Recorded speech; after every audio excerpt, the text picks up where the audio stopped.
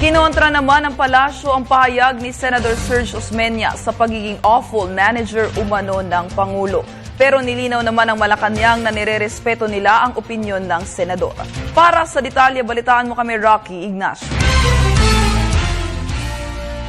Kinontra ng Malacanang ang pahayag ni Senator Serge Osmeña na umano'y awful manager si Pangulong Aquino. Paliwanag ni Deputy Presidential Spokesperson Abigail Valte, 4 na taon niyang nakatrabahong Pangulo kung saan nagkaroon ng mabuting resulta sa bansa. If you will allow me in a rare instance to give you my view on a certain thing. But I've had the opportunity to work with the President for the past 4 years. And personally, I disagree with the assessment of Senator Osmeña. How is this manifested?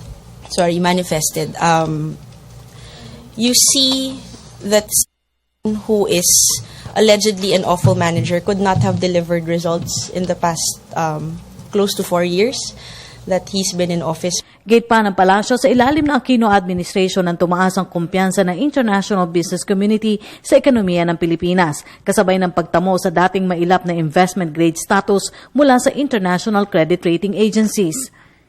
We've seen the multiple credit ratings, the upgrades that have been given to the country. You've seen at least 5 consecutive quarters of positive and more than 6.5% GDP growth. You know, these are you have a renewed sense of foreign observers in other countries have a renewed sense of respect, at least for the country.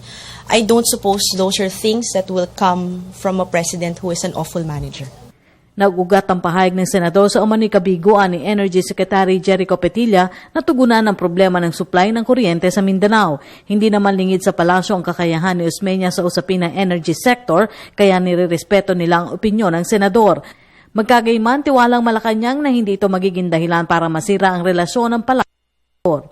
You know, one disagreement does not unmake or unravel a particular relationship. So, you know, as I said earlier, RG, we're open naman to having these discussions. Ayon pa sa palasyo, sa pahayag ni Osmeña, nagkausap na sila ng Pangulo tungkol kay Petilla.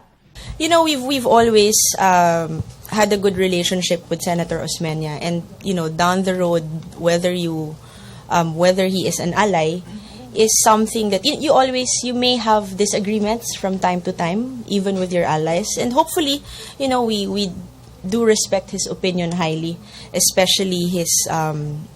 I know this for a fact that he is very learned when it comes to the energy sector. So, you know, we look forward to having these issues discussed. Nauna nang sinabi ng Malacanang na nananatili pa rin ang tiwala ng Pangulo kay Petilla. Para sa Telebisyon ng Bayan, Rocky Ignacio.